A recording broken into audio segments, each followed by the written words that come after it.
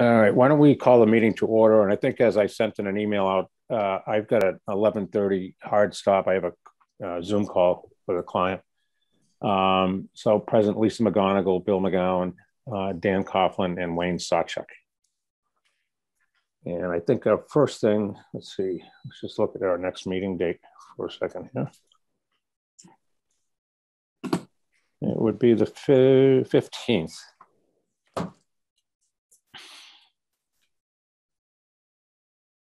You also have one set up for Thursday as well, right? Possibly, yeah. That's specifically for 75 Border Street.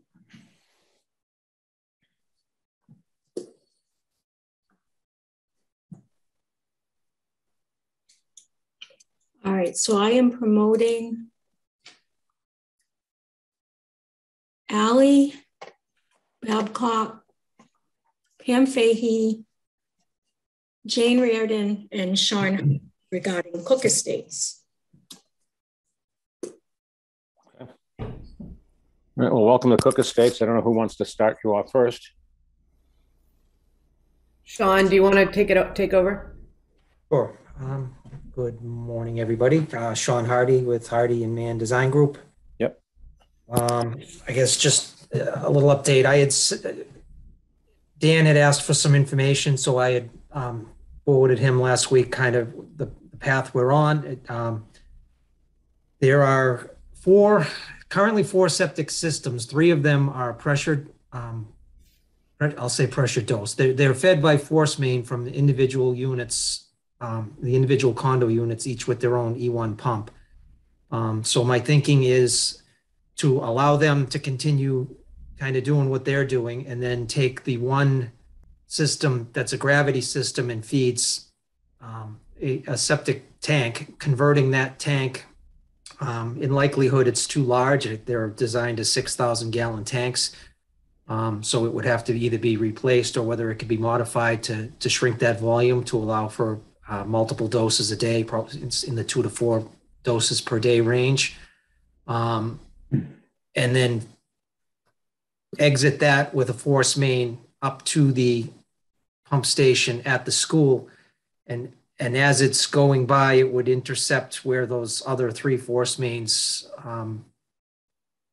and we could tie those, tap those other 3 force mains into the new main that would go to the school. I received back from Dan some questions specifically. So we also had the number of bedrooms and some of the design flow. And the question came back, can we break down the unit or the bedroom counts for each of the 4 systems specific, and especially the gravity system? I do not have that in front of me now, but I do have the ability to do that based on that Excel spreadsheet with the bedroom counts. And we know units, which ones feed which systems. I just need to coordinate because the unit numbers and the design plans aren't the same as the addresses for the assessor. So it's not a large effort, but it is a bit of an effort. So I do have the ability to do that. Then the next step is we're still trying to find surveyors. Everybody's super busy, and 2 feet of snow doesn't help the issue. But once I have that, the intent is to survey the path up, see what obstacles are in the way as far as any utilities. Speaking with DPW, I mean, certainly there's not sewer in the way. It's probably just gas, water, and I don't think there was very much in the way of drain. But doing that, and then getting lengths, elevation differences to be able to design the pumps. One comment that was back from Dan was try to explore the possibility if we could stay on private property and establish some easement. I don't know whether that will be something that we can do or not. I think there's one property between us and the school. I guess not to throw it on to Jane, but I don't know if the condo association has a relationship with that individual, or whether that somehow we can try and explore that possibility. If we go in the back, there's wetlands back there. That's one of the reasons Yeah, I think so, Jane. I think Amending going where?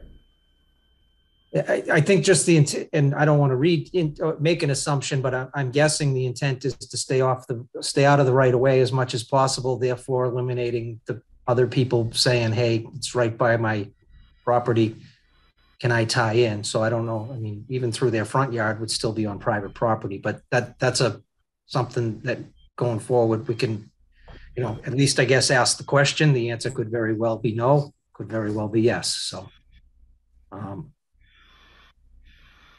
I think that is an update on where we are. I do note that Dan had other questions about, CCTV inspection of the existing gravity system and things like that. But so those are, I think, design once we're fully into design type things, and we will certainly interact. And I appreciate the feedback, and he's pretty prompt in responses back. So it's gone, I think, fairly well.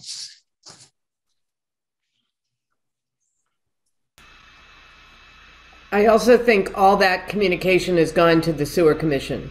So it's not just between Sean and Dan, but it's gone to the sewer commission, correct?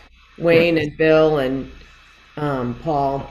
I'm sure I'm sure I have it. I can't swear that I've read it all, but I'm sure It's I have. okay. I just wanted to, my point in bringing it up was we're trying to be inclusive in our communication so that we can move it through as quickly as is reasonably possible while we're still trying to find a surveyor.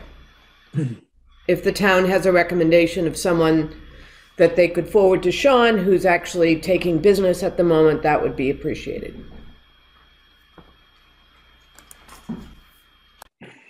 I've had people tell me they're not taking jobs for 6 to 8 months. It's crazy, but yeah. So we can talk offline after the meeting, but we may be able to provide some survey data.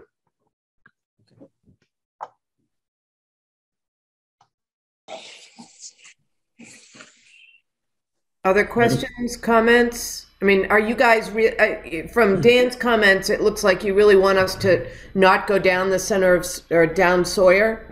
Is that something the sewer commission is going to require of us, to go to the property at the bottom? And I mean, Concom, I think, comes into play because of water. So is there a clear direction from the sewer commission to Sean and to us in terms of our route?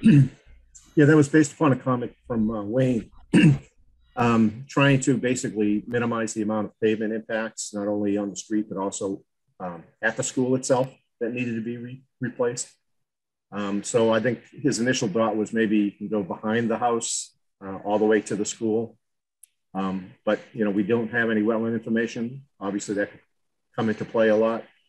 And I think one aspect was, and I know you don't have an easement across the property, but one aspect is if it does cross their property, I'm sure the sewer commission would entertain their connection as well. So that might be a selling feature in terms of negotiating with them for the construction. But just it's another option. All options should be looked at.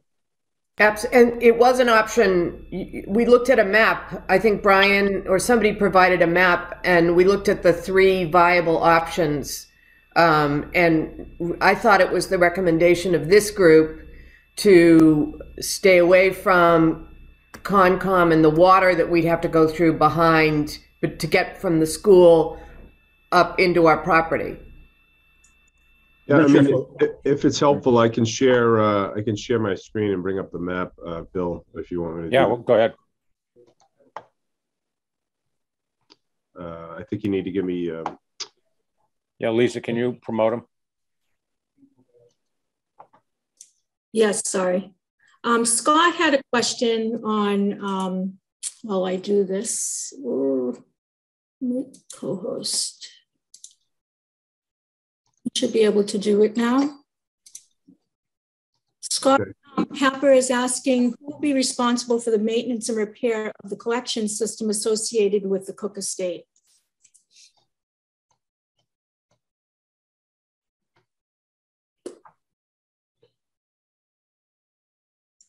Well, I don't think we really talked about that. My first inclination would be the Cook estate. I mean, I think there's a precedent in regards to if it goes in the street that serving multiple people, that the sewer commission typically would take control over it in the street. If it was remained on private property, then the sewer commission probably would not, because it would be a private force main. All right, we can talk about that. I don't think that's, you know, And, we got time. We have time. Dan, I guess one thing that's with the design is that if it's going to only be for the Cook estate, it might be a smaller diameter pipe that's going from there to the pump station. If it was to be on public land, we'd sort of have a little bit of an obligation to make it sized enough so at least somebody else could connect into it. But so yeah. I think we want it easy and we want it accessible. So going into the wetland, we don't necessarily want to do because, you know, of any potential problem in the future. It's better to be able to get at it. So Jane, I have a question. That the property mark 206, that is not part of yours. Correct. That's the original caretaker house for the Cook estate when it was Mrs. Cook. And that's the easement. So if you went from the back of Deer Hill and connected into us between, I can't read the numbers, 63 and 79, we'd have to go through their property. And we believe that green stuff is wetlands, right? On the map? Yeah, well, this is Mass GIS wetlands delineation, right? So yeah. So the idea is that this route was through wetlands, but I think maybe what Dan or others were suggesting is maybe along the street. Okay. And in that way. That's fine. Or possibly behind the house. I mean, if you look at it, I think from an aerial map, there might be enough room to squeeze by. You might be in the 100-foot buffer, but certainly not in the 50. Right. So it really all depends too on what the feedback is from Concom too. If it's going to be problematic, obviously you want to connect as soon as possible. We don't want to really delay that aspect of it. Well, we have to, unless the Board of Health, we have to connect within 8 months of the letter. Right, which maybe a year. might be feasible if it's only buffer zone impacts, but yeah. You can see there's features behind the school as well, you know, that are already there. So I'm assuming those would have fairly minimal impact. Yep. And the yard basically behind the house is fairly extensive. Yeah. So, I mean, and I actually had a conversation very much offline with them earlier in the process, and I think they'd be amenable to, as long as they don't see it, it doesn't necessarily impact their living.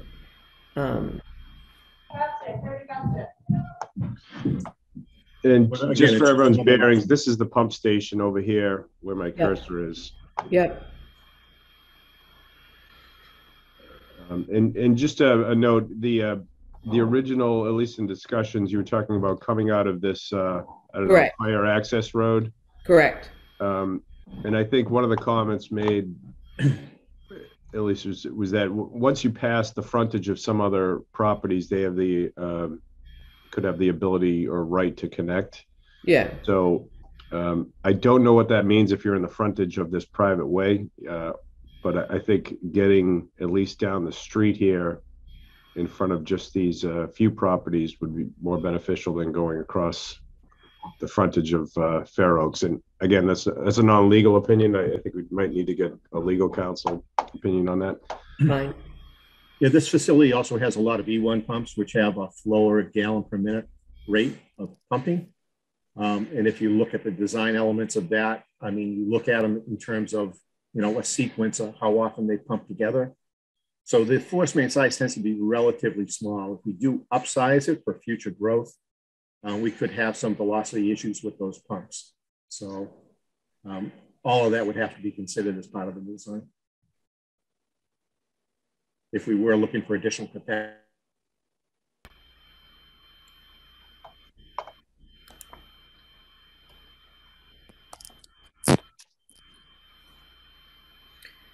So at some point, we're going to have to fish or cut bait in terms of the route, right? Because we don't want our engineer having to do detailed drawings of more than one unless there's a reason.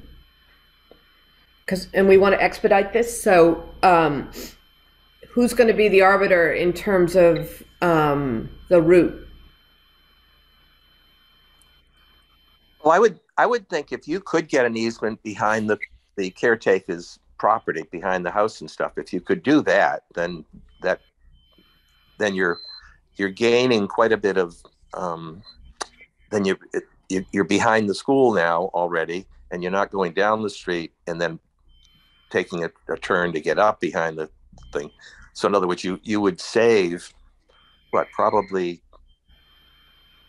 a couple of 100 feet of installation, which is money.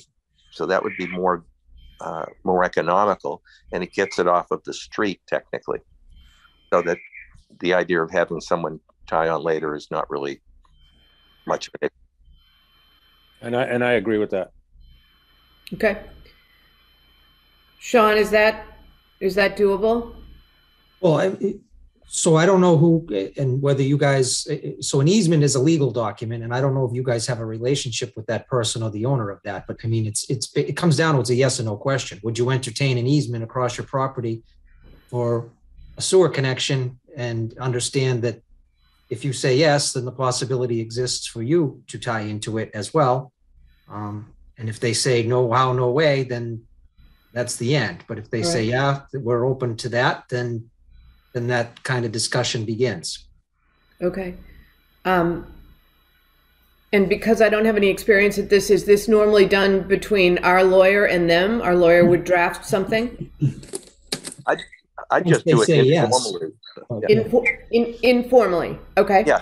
I think sometimes when you get attorneys together at that stage, it's like, it's scary.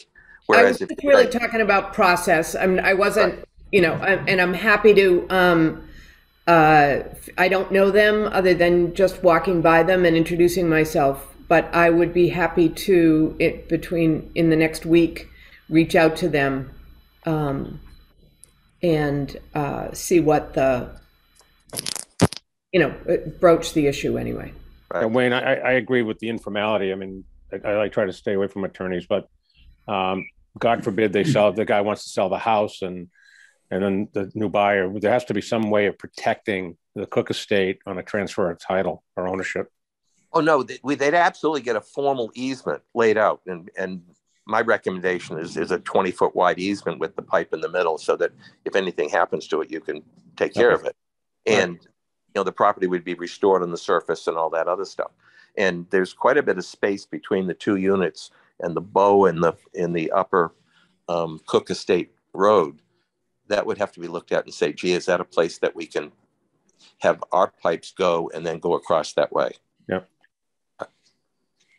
I can't quite read the house numbers, but it's between the Wilkins and the Moans house. That it would 79 and 81. Yeah. Okay. So that makes sense. Yeah, it would come in either in the small way or to where there's not right where you are right now, the cross. That's open land. There could be some ledge, but there's no house and there's no we're not building there ever. Right. And just for reference, those things I drew here, that's roughly a 50-foot buffer. Okay. So we would try to avoid going through the wetlands. Yeah, maybe that's the point. Right. Right. So I will, as a to-do, Sean will talk to Brian in terms of a surveyor. I think we don't want to pay our surveyor until we know the route, but at least to line one up. And I will contact the owners of that property and have an informal conversation about a 20-foot wide easement that would run across their property and into ours. Okay. Brian, because this is I guess a Board of Health mandate for connection, any possibility that Sean could have access to the town topo for this area so he can evaluate the two routes? Yeah, that's what I was thinking. So we'll send over a disclaimer, and I think we can give you the topo, and it'd be good enough for especially if you're off of the road layout. Utility survey is not as much of an issue to do the design. Okay. That would be appreciated. While we're on that topic, I'm also looking for a little bit more too for the South Main Street, Brian. I think I sent you an email the other day. Yeah, so I read that.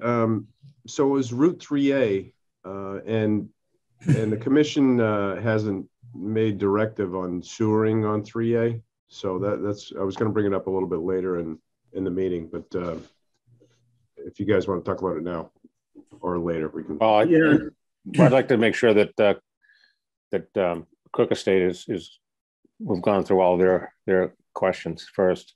Yeah, well, one of the things on Cook Estates, I did reach out to the schools again, and they said that potentially they might want to talk about it at the school committee meeting, but I haven't gotten an answer one way or the other. But I did put out the offer that either the town, Board of Health, Cook Estates, or even Sewer Commission, if you guys are amenable, would talk about this at a school committee. Great. Am I right that this plan goes through the back, not the front of the school? What's the question? Does this route take us from behind where the pump station is behind? So you're staying behind the school the whole time and not going in front? So if you wanted to stay out of the buffer zone, you could, I suppose you could hug the school, but then you have the basketball courts and everything to contend with. I mean, if you come this way, you could go in front of the school and leverage as much of the lawn. Okay, great. I just wasn't sure. So and Sean, you're the one doing the plan, so. Yeah, I mean, if they're amenable to an easement, so that next step is would need to delineate wetlands and then get that squared away to know that we have to be X number of feet off of them. But step one is, hey, would you guys be willing to have an easement through? And then we need to figure out where that could go. You know, it can't go through their septic system. It can't go through their water service or any other stuff they have. So we'd have to check their land to see, what's available or not available. And then we'd go from there. And Brian, I'd add that you really want to stay at 100 foot, not even just the 50, because you'd still end up having to go through Concom if you were between the 50 and the 100. Yeah, so double that line. I mean, another potential route is if your original route this way and then stay inside the line, the wall all the way up that way. Yeah. Yep. And then you're on private property, you still have the easement. You're not, you're as close to the street without being in the street as you could. Yeah. Okay. So Brian, could you forward me that map so that when I talk to them, I had that map? Yeah, so this is just Mass GIS. I'll forward you the link. All right, great. If you want to talk offline, there's a bunch of tools, like the measurement tools and toggle between layers. But it's all available on the state website. All right, great. Thank you. And I can help you, Jane, with that. Thank you. That's great. So there is one other topic too we got to talk about. We did hit a bit of a snag in the fact that we do have to get town meeting approval. So I had been talking with or emailing back and forth with Greg Corbo, the KP Law lawyer that's been working with you guys somewhat. And he was saying that the exception for town meeting was the public housing, but public health emergency is not included in the exceptions in the sewer commission bylaw. So I drafted 2 different warrants for town meeting. One is, it is called the expansion of the sewer district. I know that Paul was saying it's not an expansion of the sewer district, it's just extending the pipe, but it really is legally an expansion of the sewer district. And so I wrote the objective of that is because it's a public health emergency and we have to protect the drinking water supply. And then the other warrant article is to increase borrowing authority so that Cook Estate could get money from the Old Colony loan program. And that also requires town meeting approval. So hopefully that will go through. If not, I wrote Greg and I said, I'm nervous about this. I hate to have this all hinging on town meeting approval. And he did write me an alternative of, what would have to happen if it didn't ever get approved. So there are other alternatives, but I could forward this to you, Jane. I just found out about this like Friday. Thank you. Thank you. Mm-hmm. And Pam, that would go to our next meeting in May. Is that right? Is that when our next meeting is? Our meeting is May. Yeah. You know, in the big picture thing too, it'd be nice someday to get the bylaw amended to include a public health emergency. But that's, you know, a topic for another day. Thank you. Wayne, you're muted. I think Wayne's talking. Muted. I'm sorry. I thought the regulations there at 147 or something that set up the sewer commission absolutely included emergencies. Didn't look like it. I mean, I tried to argue all kinds of up and down to Greg why I thought that you know, Title V and public health would trump the sewer, and he said no. Well, so I wonder what prevents us, you know, when we have a full board, voting it in and making an amendment to the bylaw, like in 2 weeks. Well, that's what I thought too. And Greg was saying no. So maybe we should get Greg for the next meeting or something to explain it to us, because I thought that would be an option as well. The districts were formed by legislative act, though. So I think you'd have to go back to realize it. So what were the powers that extended the CJC? It was the exemption for public housing development, which, you know, it seems like a public health emergency would be like, if you had to list risk, would be higher risk than that. But unfortunately, it's written the way it's written. Yeah. But I thought for sure that because of the nature of the situation with the restaurant, that was something that would be covered by it. So anyway, apparently it was the public housing exemption. Yeah, I know there is one for that, but I also thought there was an exemption for emergencies. We would have not done that. I'll forward you the whole big email chain I have going back to Greg Corbo. Because believe me, I'm pushing him and trying to figure out a way. I know. There are other things that we come across that we just can't understand, you know, like, you know, different things financially, you know, why we can't have someone pay a betterment or something. So it's, you know. Yeah, Wayne, chapter 147, section 1 does say for expansion, we need to go before town meeting. For anything? See, this is expansion means if we want to extend the, you know, the district. But it says just to control the board of sewer commission's capacity. I'm not going to read the whole thing out here, but I'll read it again. But it looks as though we have to do that. So you have a copy of it, don't you? Yes. Not with me. Yeah. Okay. Okay. We certainly, before our next meeting, we can also do a little checking ourselves to see if, but even though it's already been decided.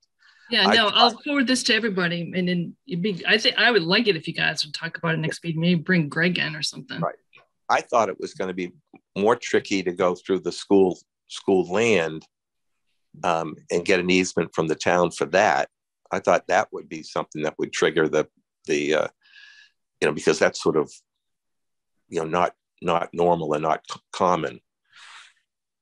But that doesn't seem to be the problem. Just, I mean, you certainly want to go to the school committee, but you know, that doesn't hurt them, and it doesn't, and yet you have to get an agreement. You know, you have to get an easement for that. So. Just one final thought. I wonder if it was all on private property, does that change the rule, Pam? And again, it's a good idea to get Greg on here. That's a good idea. I think it's all because technically it doesn't fall within the established limits of the district. Exactly. I think Pam's right on as far as, you know, the way it's been set up. Yeah, and my question to Greg too is like, you know, can you just amend what that district is right now, before now and then? And he didn't seem to think so. Yeah, I just read it again. It's a little bit ambiguous as to what the town meeting of bylaws is what they say. That we can do whatever we want by adoption by town meetings of bylaws as a designated sewer district.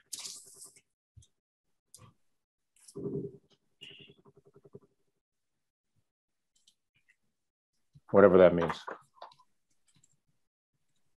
Well, in any case, I have those 2 warrant articles drafted. If we don't need them, that would be awesome, but they're ready. They're well, not ready to go. I think they still have to be reviewed by legal, but there's a draft ready to go anyway. Okay.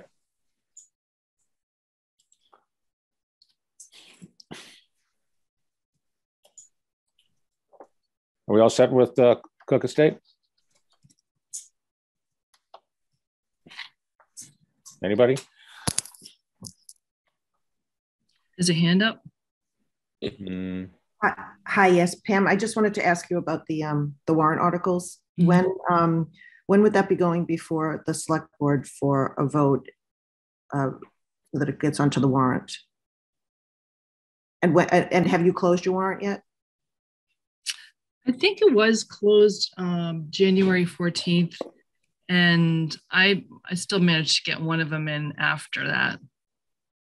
I know they can reopen for certain situations, but if we're not talking about this for another 2 weeks at the next sewer commission meeting to determine whether or not we're going to have an article, will that leave enough time to get it on the warrant? I think you want to do a space holder and have Michelle or something get on and just say, this is the possibility that this is going to be here. Yes. Yeah, and that's what I did. Okay. That's what they are. And Chris Senior at first told me about the Old Colony one. He's like, is this a space holder? Get this written, get it on there. I got that in before the 14th. Then I only just found out Friday from Greg that we would need to actually expand the district. So I got that in. Friday was what, the 11th? No, I don't know, what is he? They took it and it's in there. So will this be reviewed by the select board to approve the placeholder, or is that not necessary? I don't think that's necessary. I think it is. It's in. It's officially in. It is officially in. Okay. Thank you.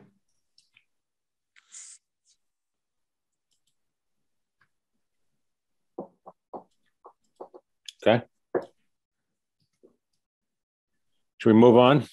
Thank you. We got the beer garden next. So let me promote Erin. And Ryan.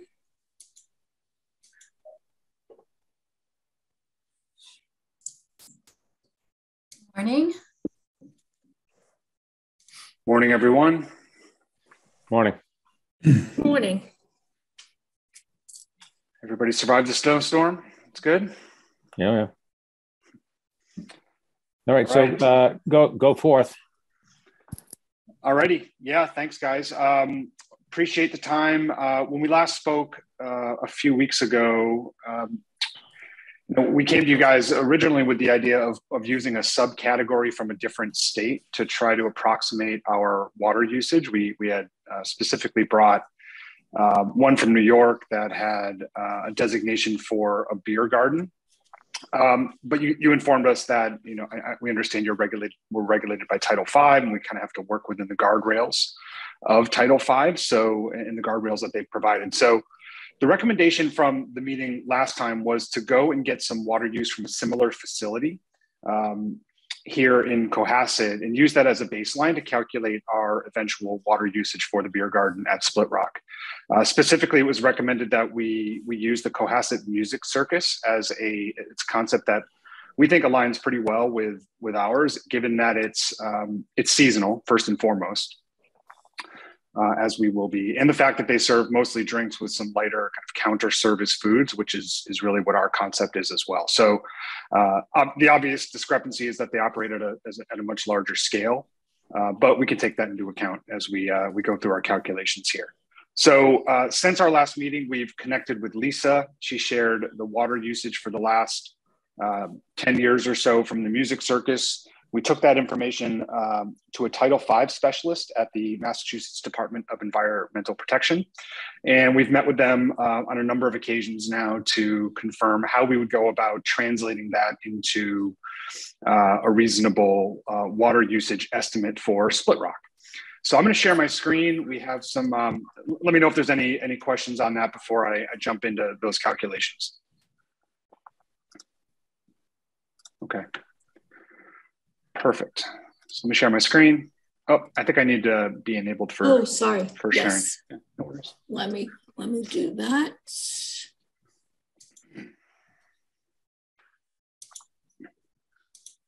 There you go.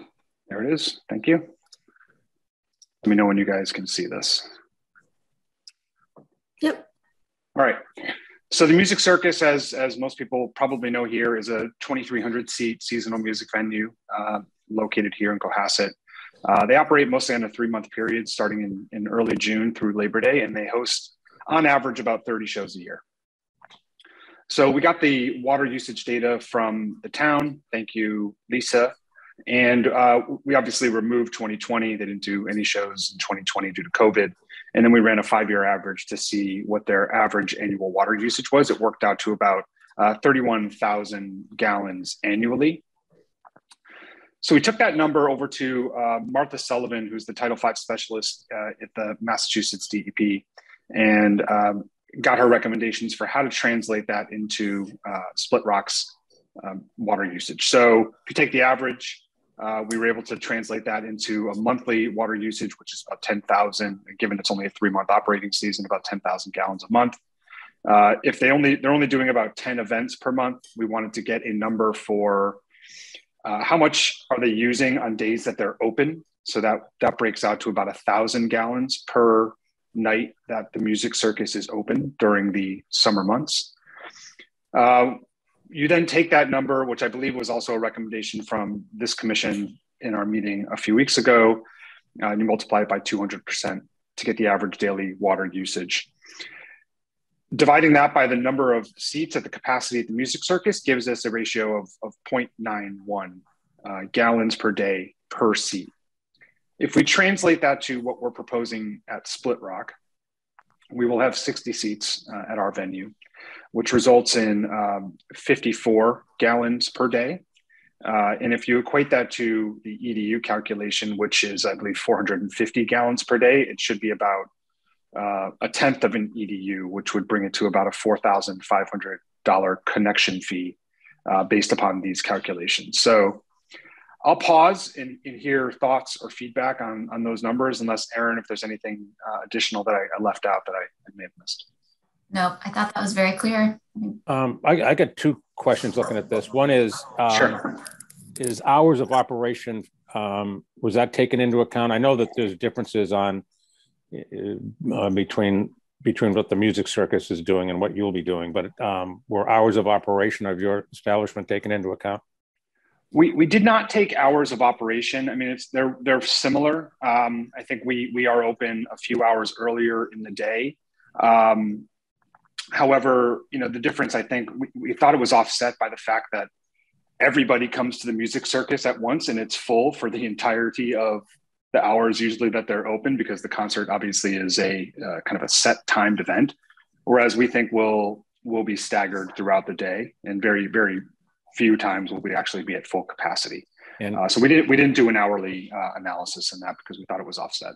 And the actual monthly period, you're going to be using it more than 3 months, right? Your operation will be more than 3 months of the year. Correct. Yeah, ours will be 6 months. Is that taken? Yes, is that taken into account? Well, what we did here was we broke it down to the number of days. So, how did we take that into account, Aaron? Refresh my memory. I believe we did. Yeah, I mean, so we basically did the gallon.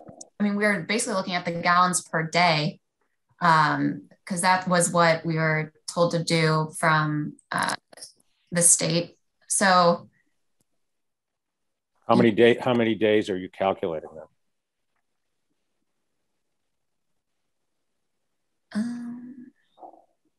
Just look at this.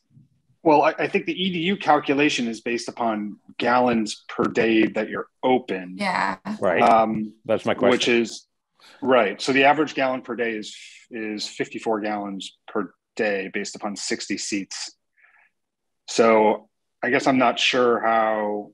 Yeah, I'm kind of I guess I'm a little confused as to how that would translate into, because of the seasonality.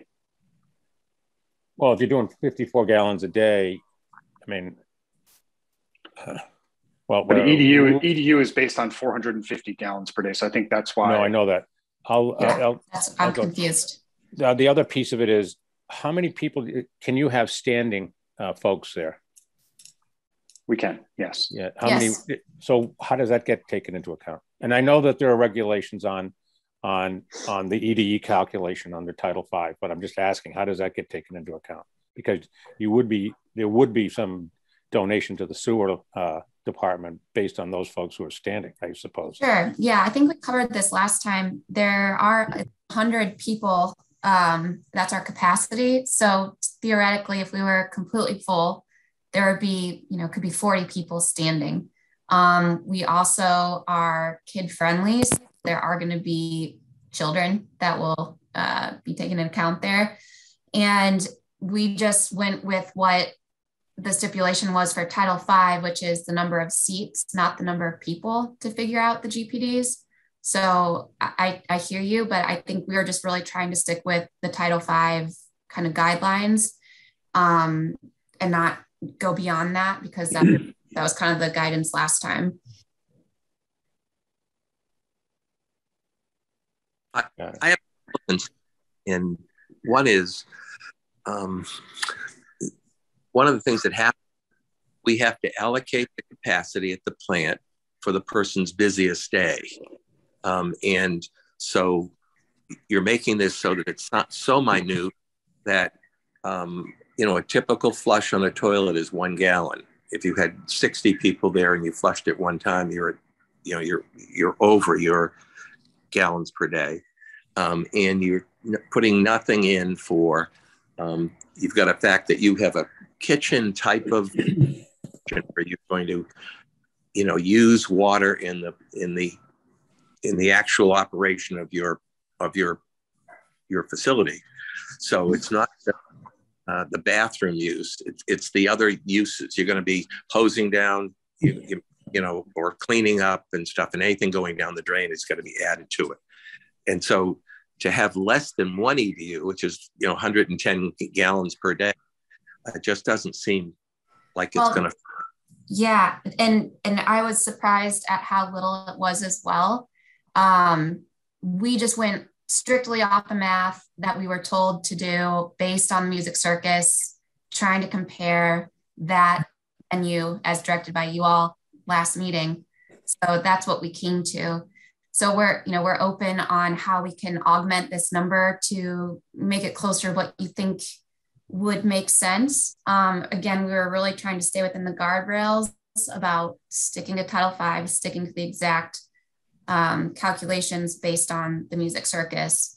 And they do have, they've got restrooms, they've got concession stands, they've got some other aspects that are going into the store as well. So I think that's why the venue is chosen as kind of a like scenario.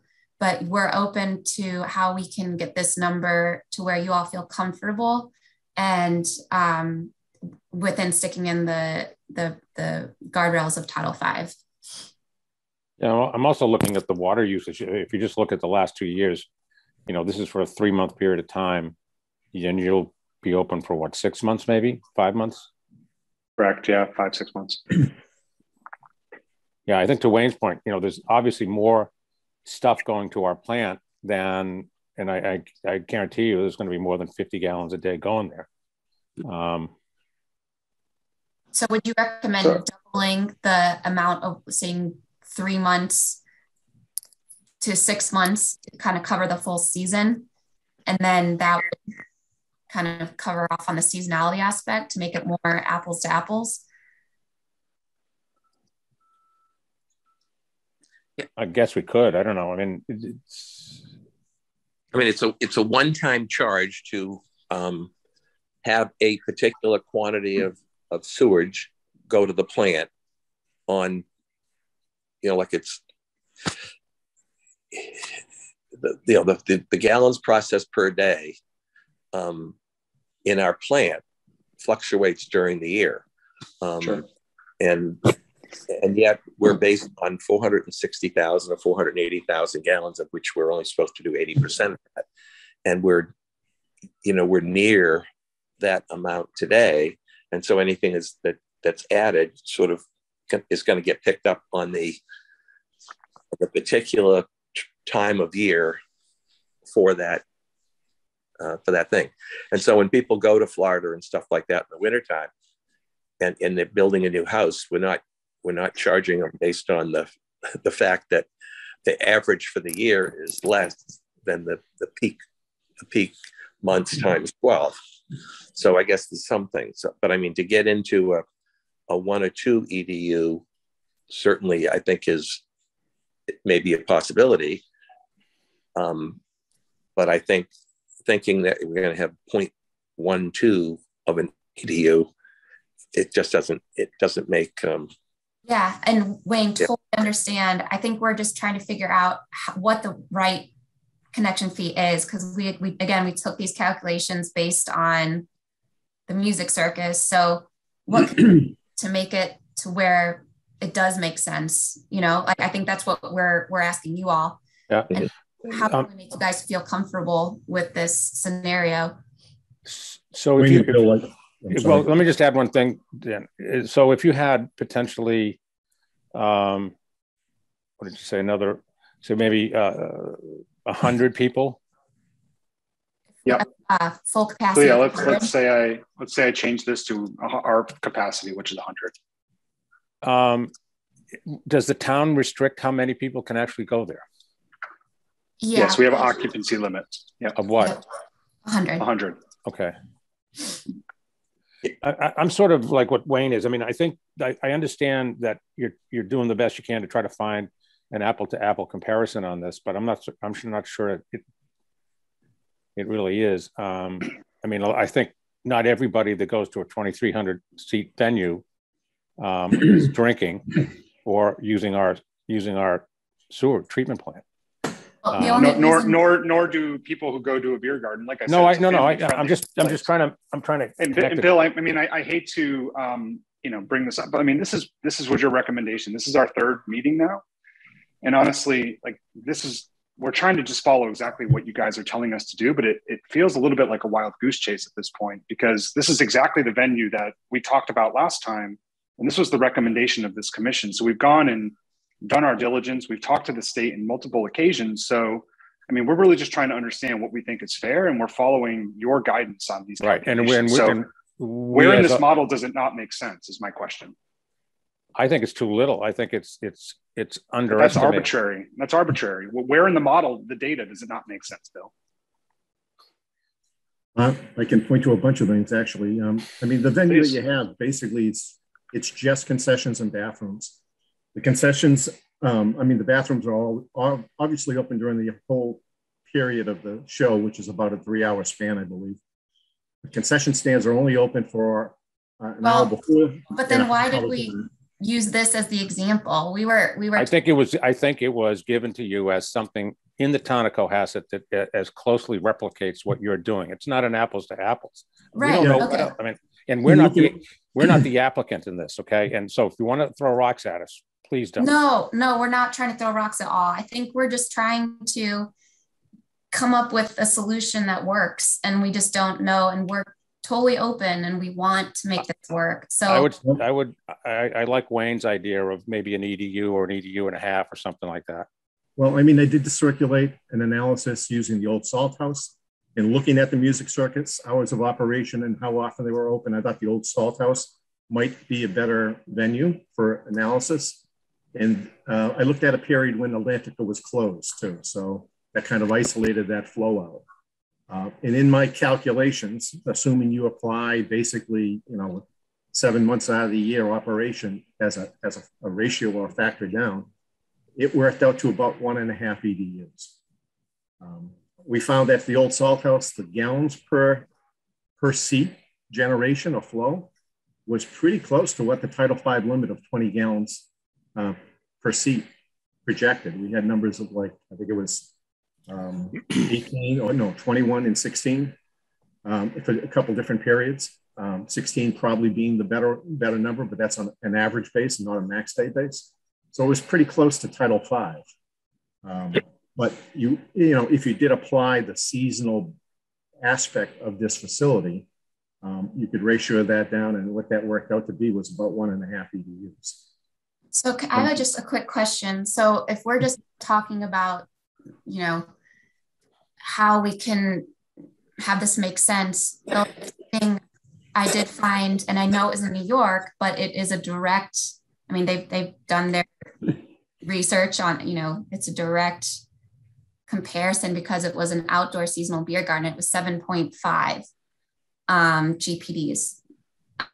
So why couldn't we just use that for this? And I understand it's from New York, but if we're talking about how to kind of like figure this out, and it does seem like we can have some flexibility, why wouldn't we just in this conversation use the 7.5 that directly has been established by the state of New York, that's a seasonal outdoor beer garden?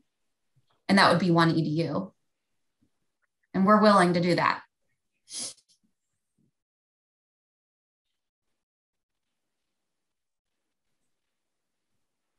I think that would be the closest thing. I mean. Oh, you're muted.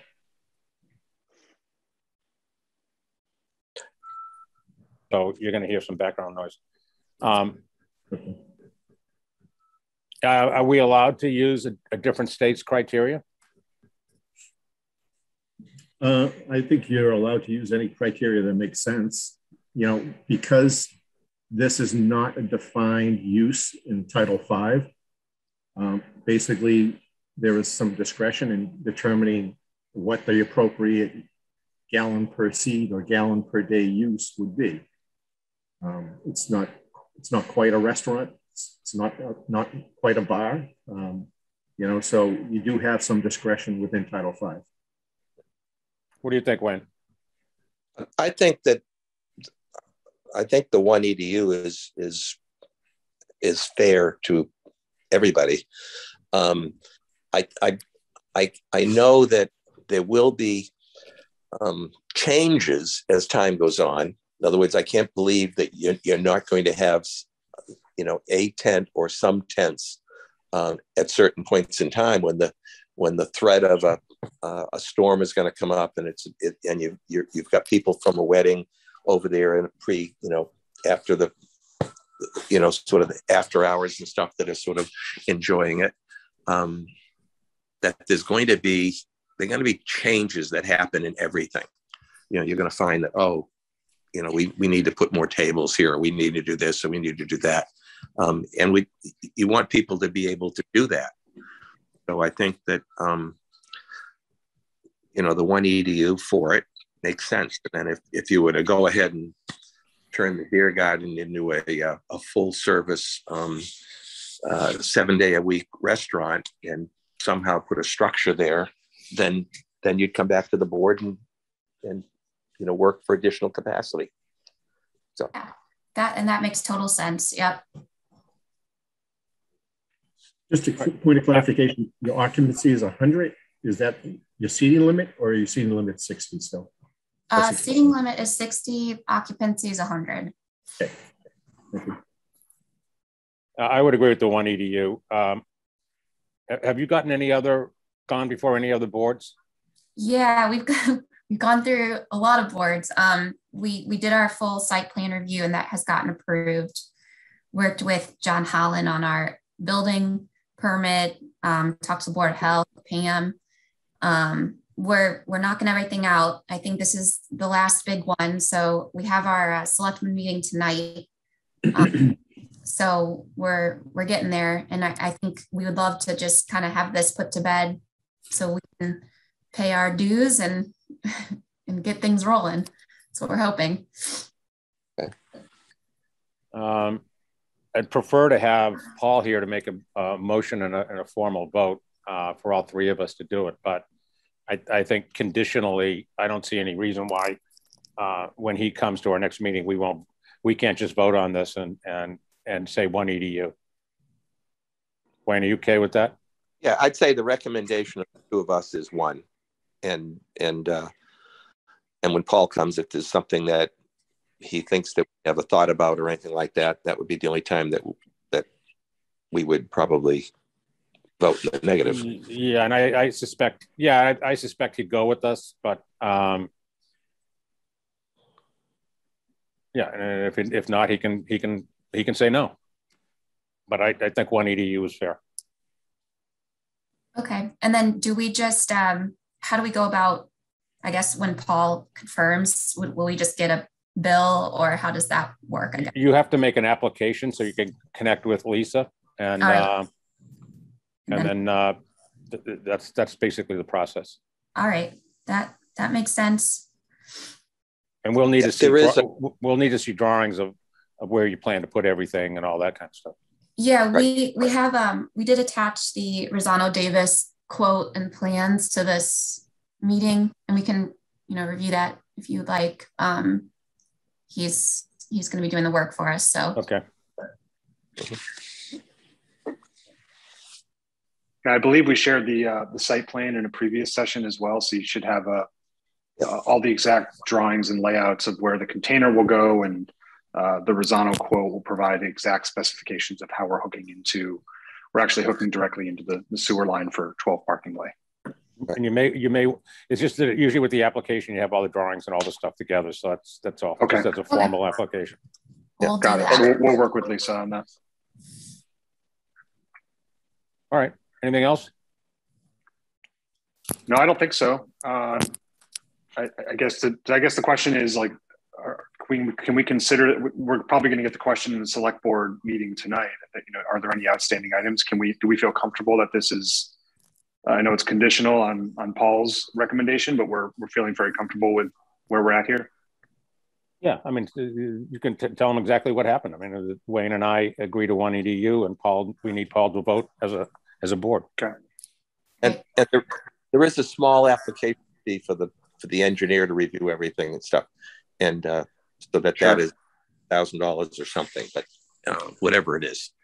Small in comparison to 37 grand. Yeah. And then look, we're going to get actions and stuff like that. So yeah. All right. Well, thank you guys for your time. Appreciate it. Yep. Good luck. Thank you. Take care.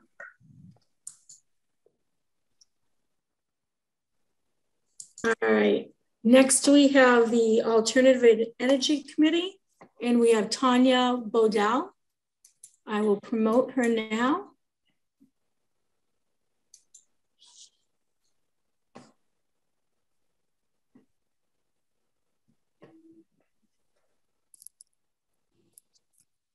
Hello. How you doing? Good. All right. So this is a continuation of a couple of weeks ago when we presented on solar. This is just a full update on where we are with respect to the microgrid project and BRIC grant and what it means with respect to the water plant. The key message, the key takeaway is that we are waiting to hear if we even get the EPA funding. And we have broken it into a upfront study versus implementation. So there's still time to work together to try to finalize what that looks like.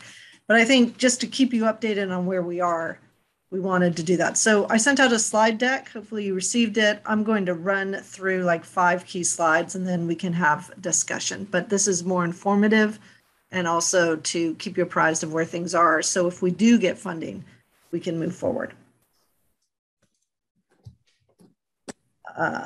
Okay.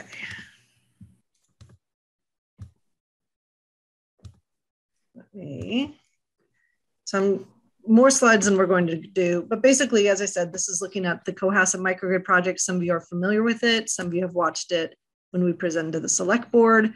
This is part of a framework that the AEC established in May 2020. We are working closely with National Grid, who has to be involved in all stages, but especially phase 3 and 4, and they agreed to work with us on a phase 3 project that would use the National Grid lines to improve the distribution system so we can island off the downtown area. It would service 80% of our critical infrastructure. It would improve power supply by 90% for anybody on the microgrid backbone, and by 60% for half of the town that would get the benefits from being connected to the spurs that are connected to the backbone.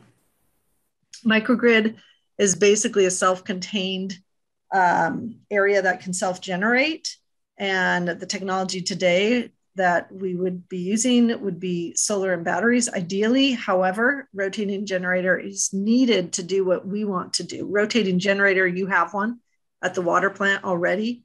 It's a typical engine. We're looking at, because we need to be clean, we would be looking at whether or not we would use hydrogen or renewable natural gas. And after phase one, we'll know if this is prohibitively expensive. The good thing about this proposal and this grant is the federal government would pay for 75% of what we would need to pursue this. The town would need to, well, the town doesn't have to come up with the other 25%, but there's a number of ways that we can help get more subsidies, we think, from the state to move forward with this, but the town would have to put up something. And again, it's to improve the power supply to the town's critical infrastructure, including the water plant and the wastewater treatment plants, and the private pumps along Jerusalem Road. So this is a heat map of our outages. I think we all know there's problems. There's lots of ways we've looked at to fix our power supply. Some are more expensive than others, but more effective. Others have low effectiveness and low cost, like renewables. The renewables in and of themselves don't help us unless they're actually on the buildings of the town. And even then, it doesn't help us with some of our critical infrastructure. A microgrid with FEMA money is among the highest effectiveness and the lowest cost that we've identified. So we submitted last week, and it's hard to believe that it was 5 months of our lives, but it was. And it's a great proposal, we think. We divided into phase one, phase two, with phase one being an upfront study. And phase two being the implementation. In order to get funding for phase one, FEMA had to see what the whole project would look like and make sure that it had promise, it had legs, that it had a benefit cost analysis. We were able to show that, we think, through their tool. And their tool is not set up for microgrid, but we were able to show that. The phase one, and I'm explaining this to you because this is where, if there's a different part of the design or wastewater treatment wants to be more involved, the phase one is National Grid doing a study and the town looking at procurement to get full pricing. Once we get to that stage, we resubmit to FEMA with a solid set of benefit cost analysis using the FEMA approach. And if it is high enough to proceed, they would then grant us phase two. There's a lot of stopping points, so we're not committing the town to anything at this point. But the commitment, if we do get the award, would be to move forward if the town agrees through town meeting with the phase one. And again, we're trying to get some grant funding for the town share, but it would be part of a study and National Grid would do the other to finalize. This is where we designed the microgrid backbone. And we did this because, as I said, it addresses 80%, it improves power supply by 90% for 80% of the critical infrastructure in the town, including the water plant and the wastewater treatment plant. We had, I think some of you saw this, originally thought about putting a battery at the wastewater treatment plant. We pulled back from that because of the flooding issues, but it is still on the table. So if you're interested in a backup battery as additional support, we can do that. We did skinny down the microgrid though, with respect to the batteries, just given some of the cost estimates we were getting. Here's another picture of our critical infrastructure, and where the backbone is the yellow. The red represents the 50% of the residents in town who would receive improved power supply by around 60%.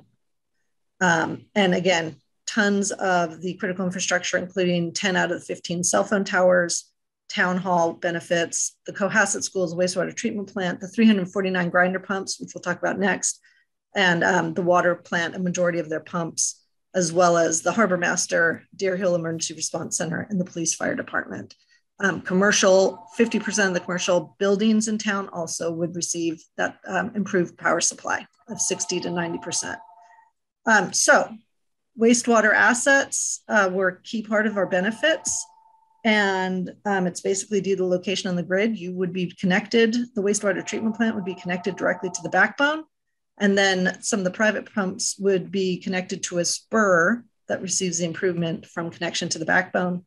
We had, I think in October, November, presented 2 different options. We went with the optional extensions that connect the water plant assets. And as far as the pumps are concerned, the 349 of your accounts that the private pumps are connected to a spur off of the mini grid. This is the Jerusalem Road, which is very, very bad as far as outages are concerned. So it's a pretty significant improvement for the power to those pumps. And we know they're privately owned, but our point was it helps with the velocity for others. And it, is still something that you all need to worry about, the town needs to worry about if there's no power and things start to back up.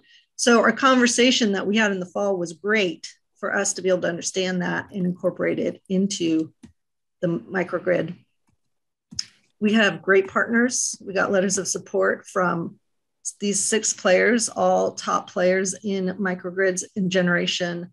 National Grid, obviously, Ameresco, NLX, Cohasset, tied to our work with GE and Nexant, Siemens, and leading cities. And the message is all the same. This is an incredibly innovative approach that takes advantage of existing technology, and it would be a leader in the nation with respect to being able to solve power supply problems using microgrids that cross public rights of way. So total cost was estimated to be 36 million. That upfront cost of 1 million is the first stage. We still are not committed to that. We would have to take that to town meeting, and there's lots of go, no go places, at least 6, before we would have to proceed with the whole thing. So we phased it and identified this to FEMA. So that's it on the microgrid. We're talking to as many people and folks in the town that we can. We're writing an article for On the Rocks for their April issue. We've completed the application. We've reached out to our partners. And so we now are just waiting to see what FEMA wants to do. So any questions? Unbelievable presentation. Yeah, very good. The work that you've done and the fact that you've got responses from large corporations like GE and Siemens and stuff like that.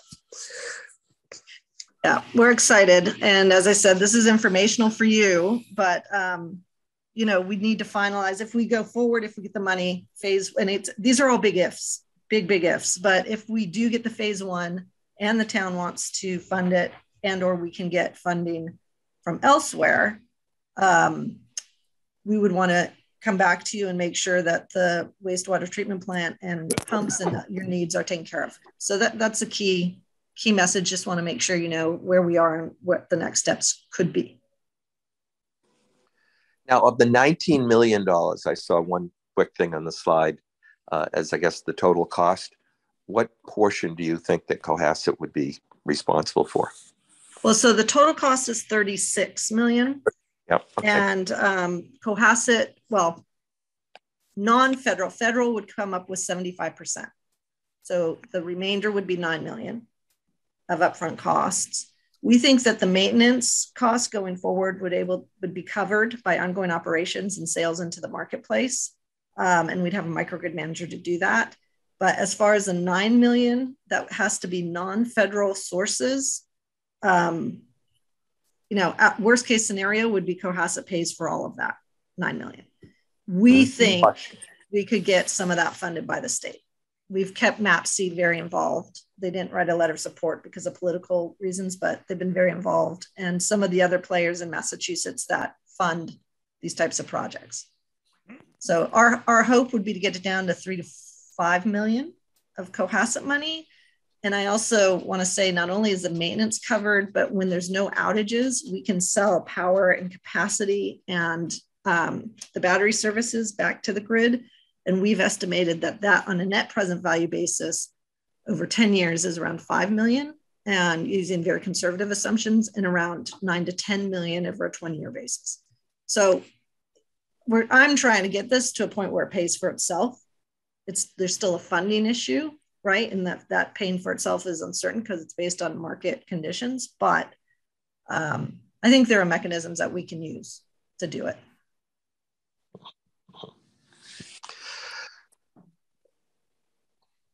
Okay.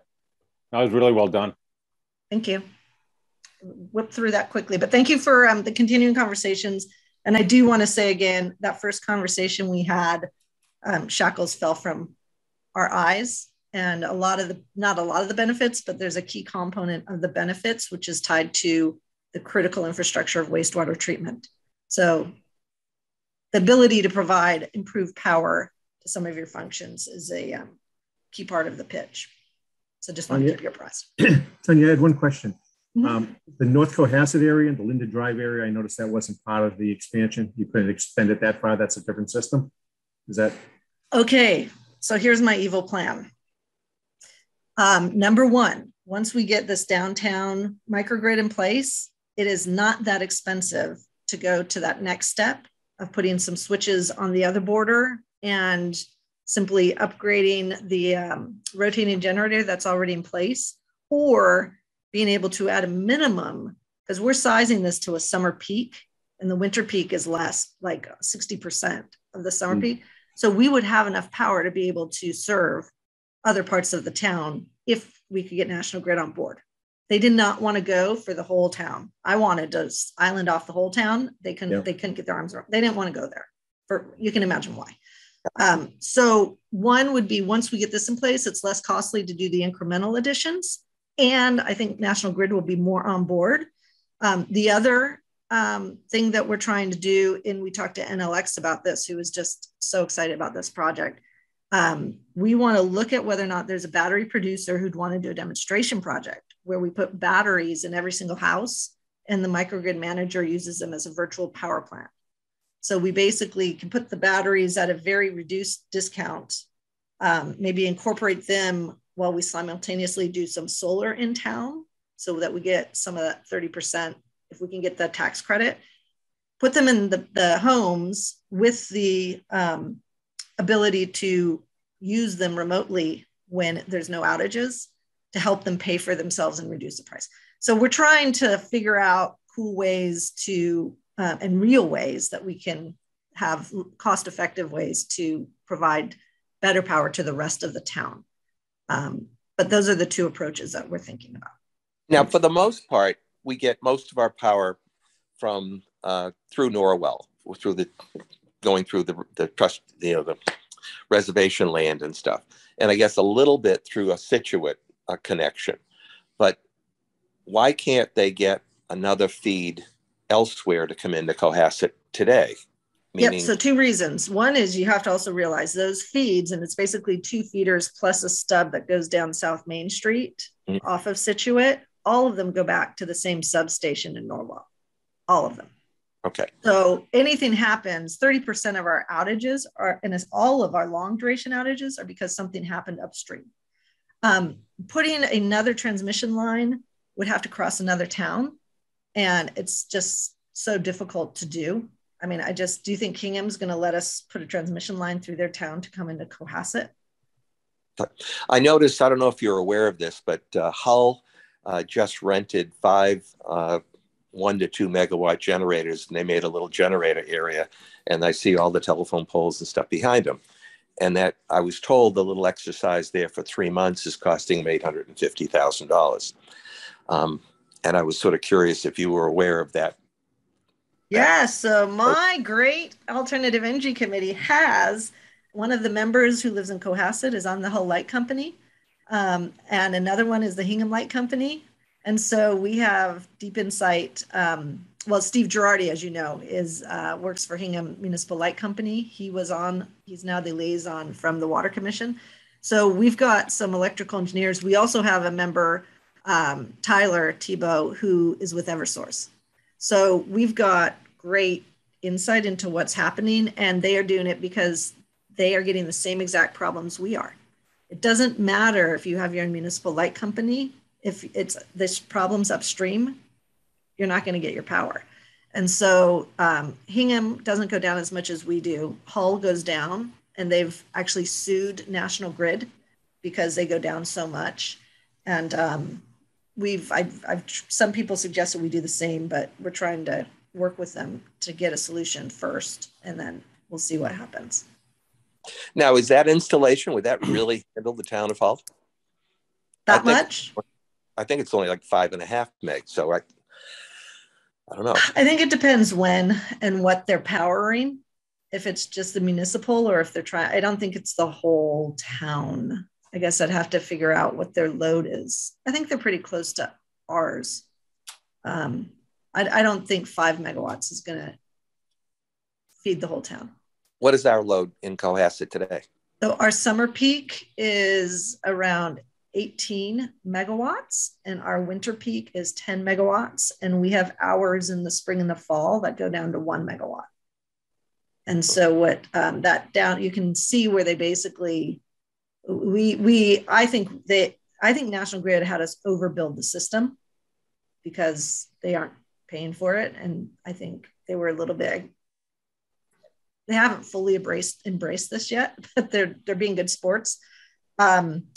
We remember what we did. We have a 8 megawatt generator plus 4.5 megawatts of battery. Plus, separately, not as part of this, we're moving down the path of getting what could potentially be, 2 to 3 megawatts of solar. The solar doesn't count from National Grid's perspective, but just look at 8 megawatts of the generator plus 13.5 megawatts for half of the town. I think we have to be a little bit overbuilt for contingencies and all that, but that's why I think being able to add incrementally more to be able to supply the rest of the town will be easier once we get this first part done. Okay. Have you ever done a study to see how many people have generators in Cohasset today? I have data for anybody who had to get a gas hookup, and it's about 10% of the town, and it is incredibly disproportionate. And this is anybody who has, so there's different kinds of generators, right? The person who put the diesel generator from their boat into their system, which you can do, that does, I'm never going to see that. But if there was a gas hookup and they had to get a permit for it, I do have that data. And it's about 10% of the town and disproportionately 4,000 square feet and above. And when you see the 15, it's actually shocking. When you see the 1,500 square foot house that has a backup generator, you know that they're on oxygen or a medical, power-enabled medical device.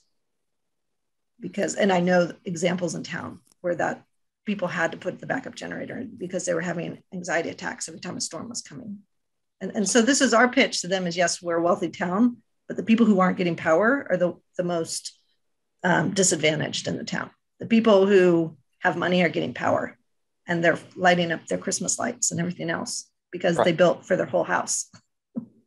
Right. But other than the 4,000 square foot house, could go to the 2,400 square foot house, you can have a generator with an automatic transfer switch hooked up with gas for under $10,000. Yes. And maybe $10 million will buy a lot of generators for people. Although you're looking at the value of the environment in terms of pollution and all that other stuff, right? And being able to get the money back. But what we did do, we did do the exercise of if we put 2 Tesla batteries in every house, what would it cost? And it's basically almost equivalent to the cost of the microgrid before FEMA money. Okay. Now, how long is the batteries going to operate though? So the batteries, if you had most houses with 2 Tesla batteries could operate for 2.5 days with, minimizing, not turning on every light, but just keeping it to essential services. But you still have the same, we've had 6-day outages. Some people have suffered 6-day outages. Right. And that's where they're not that helpful. I guess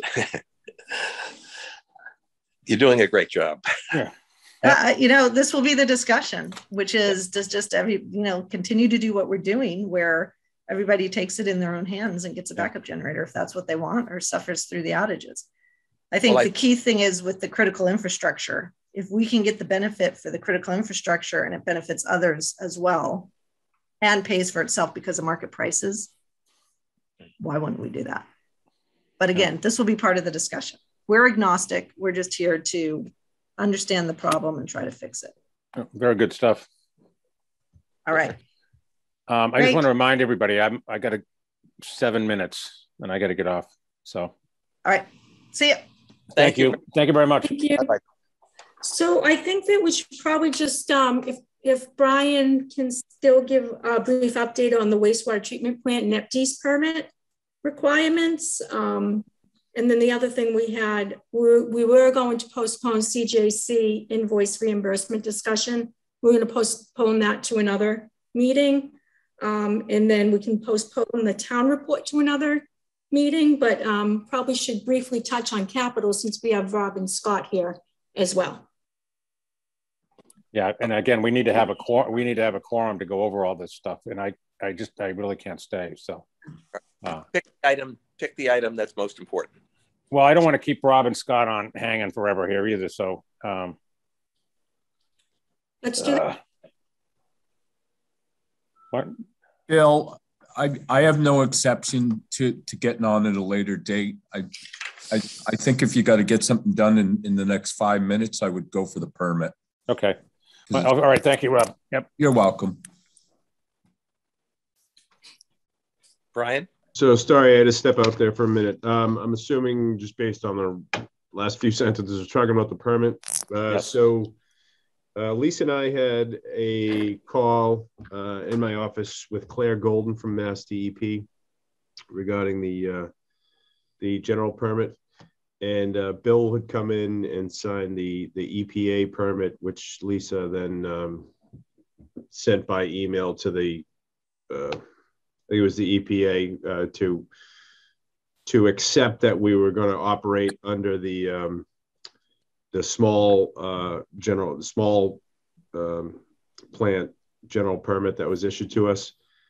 Claire Golden also said there was there's a state discharge permit that we need to apply to, and that it was a little bit different than in rules than the EPA federal permit. And one of the issues was there was a definition of an industrial user, which I don't think will affect us. I don't think we have any industrial users per the definition in town. And the other one was on PFAS testing. I haven't gone through the links. Lisa, I don't know if you've sent, she was going to send a follow-up email, Claire Golden, to us with the details of how we need to apply to the state permitting process.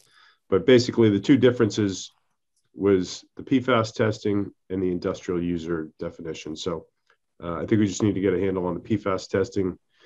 I think maybe the frequency might be a little bit different. They may require something a little bit more frequent than what the feds need. And that was it. So. Yeah, I looked at it quick. It looked almost the same. So I didn't really see a difference. Yeah, I hadn't. I very briefly looked at it. I'm just going by when we had the conference call with her. She said there's two differences. One of them's PFAS testing, and one of them's the industrial user definition. So it may be, to be honest, I don't know offhand what the frequency is for PFAS testing submission from the feds, but the inclination I got from her was that there's something else, like a more frequent testing or a submission we need to give to the state. So was she just looking for us to file our notice of intent to EPA on the website, the ePlace, or did she actually want a permit application? I think that was the main thing, was that she wants us to do the permit application for the state, but she also was reminding us to do the notice of intent for the EPA, which the expiration was, I think, Friday, and we submitted it, or Lisa submitted it on Thursday or Friday.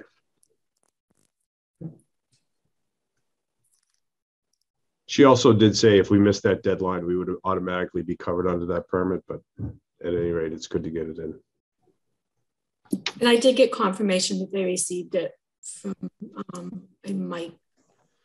I'll take a look at the permit, and you all can take a look at the differences between the state and the feds, but it's we'll have to apply to that state discharge permit to Claire Golden. Yeah, I mean, the sewer commission needs to establish a login and basically claim the permit that's been issued. It's a little bit more convoluted. Everything's done online now, but you'll have a single username and ID, and that will be your official one for the sewer commission and the permit. Yeah, the one thing on that, Dan, I think so. It's like an e-place portal for the town of Cohasset, and I just want to be careful. I'm gonna have to ask the water commission, you know, because I think it may cross several different, you know, entities in town. I want to make sure someone else didn't create a username and password for the town of Cohasset that we need to go in. Yeah, you actually, what does it is you actually claim a permit. So we have the MPDS permit for the plant. I don't think anyone's claimed that at this point in time. The permit's made out to the sewer commission, so it needs to be the sewer commission claiming the new permit. And then once it's linked, then you can make the application and submit documents on it as well. Still a little clunky though. So I think, well, that's all I have. All right. Okay, very good. But who's going to do that? Who's going to claim the permit? And do we have to? Are we the ones who have to claim it ourselves? The sewer commission has to, because the permit's made out to the sewer commission. So it's better to keep it as a separate entity too. Just so you don't get the permits mixed up and no one changes your permit or, you know, separate. Yeah. I don't know.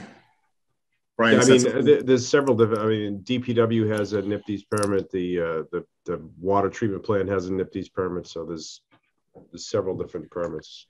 I mean, I can walk with it, walk through it with you, Bill, and have you set it up as a person, as the chairman.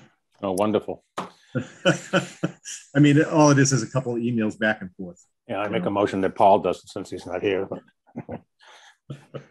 All right, whatever. Okay. Sorry again, I've got to jump off, but I think we're good in a good meeting. So we have to end as I leave. So I'll make a motion to adjourn. Second. Bill McGowan agrees. Agrees. Okay. Thank you. All right, thank you all. All right, thank you. And Dan, I'll call you tomorrow morning. All right. Sure. All right. Okay. Later, guys. Thank you. Bye. Bye, everyone. Thanks. Bye.